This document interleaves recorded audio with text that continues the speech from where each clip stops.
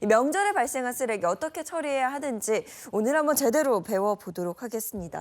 어떤 것들이 있을까요? 일단 이거 버릴 때마다 헷갈리는 것 같아요. 그래서 좀 한번 정리를 싹 해보자면 명절이 지나고 나면은요, 선물을 싸고 있던 부직포나 보자기가 정말 많이 나와요. 네. 이거는 생긴 거에 비해서 재활용이 되지 않습니다. 일반 종량제 일반 봉투에 넣어서 버려주셔야 되고요. 또 과일, 사과, 배 같은 걸 둘러싼 꽃받침 모양의 포장재도 겉보기에는 스티로폼처럼 보이지만 실제로는 재질이 다르다고 해요. 그래서 이것 또한 일반 쓰레기입니다. 종량제 네. 봉투에 버리셔야 하고요. 음식을 포장하는 알루미늄 호일, 비닐랩, 그리고 전 부칠 때 왜 종이 호일 깔거나 신문지를 깔기도 하는데 네.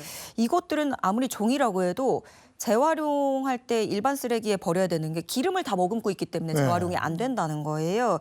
또 음식물 쓰레기 중에서도 일반 쓰레기로 버리셔야 되는데 헷갈리는 분들도 되게 많으신 게 딱딱한 거, 과일 씨앗, 또 게나 조개, 뼈 이런 딱딱한 것들, 채소류나 그럼 채소류에서 뿌리나 껍질 같은 거 있잖아요. 양파 껍질 이런 것도 음식물 봉투가 아닌 종량제 봉투에 버리셔야 됩니다.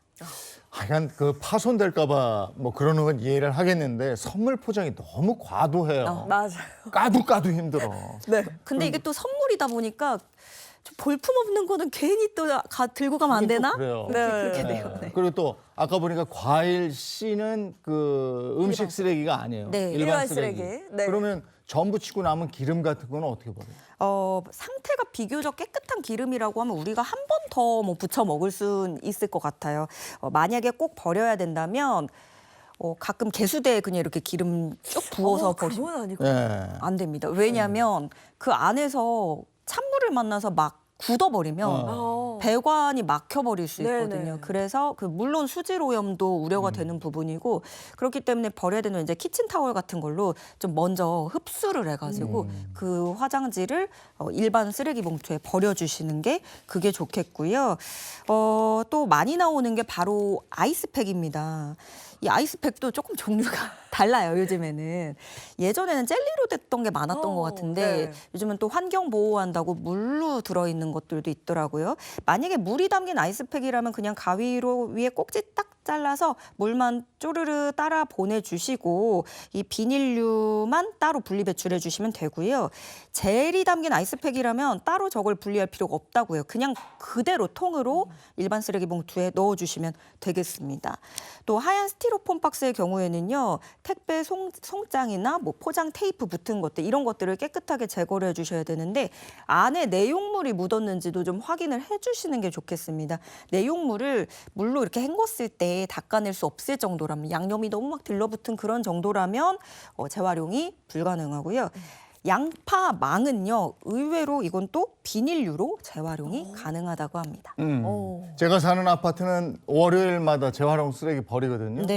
이렇게 막 들고 나와서 하는데 그 연휴 시작되는 월요일에는 안 받아줬어요. 그러니까 이번에 2주치가 쌓이는 건데 엄청 많죠. 그 선물 포장지며 뭐며 다음 주 월요일에 대이동이 시작됩니다. 네, 오늘 모닝픽 마지막 모닝픽 전해주시죠. 네, 네 번째 모닝픽 GZ 세대가 온다입니다. GZ 세대가 온다. 이게 MZ 세대는 이제 많이들 익숙하실 텐데 GZ 세대가 어떤 세대를 말하는 건지 궁금해하시는 분들 굉장히 많을 것 같아요. 네, MZ 익숙해지면은 젠지 나오고 그러니까 또 익숙해지니까 GZ 세대라는 게 나왔는데요. 그랜드 제너레이션의 약자입니다. 은퇴를 앞두고 있거나 은퇴 후에도 왕성한 경제, 사회, 여가 활동을 이어가고 있는 1950년부터 1971년생까지 시니어를 의미합니다.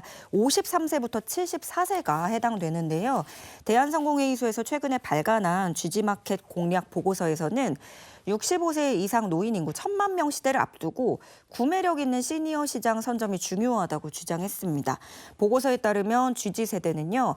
스스로를 시니어라고 인지하지 않고 생물학적 신체 나이보다 10년 이상 젊은 그러니까 감성 나이로 본인을 좀 인지하고 있는 경향이 뚜렷했고요.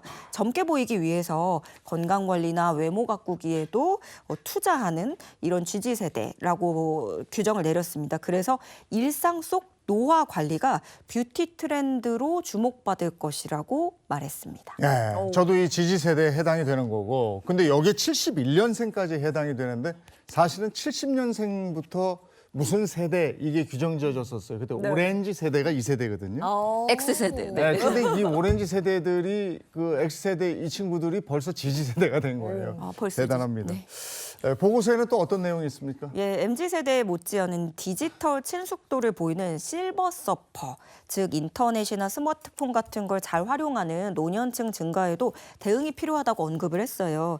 지역사회에서 활동이 많아진 GZ세대는 예전에 과거의 노인들하고는 달리 디토 소비라는 걸 많이 한다는 거예요. 이거는 무슨 말이냐면 따라 소비한다라는 건데 그만큼 이제 뭐 젊은 층 10대, 20대만 어떤 동경하면서 그걸 보고 따라 사는 게 아니기 때문에 시니어 인플루언서를 활용할 필요성도 제기가 됐습니다.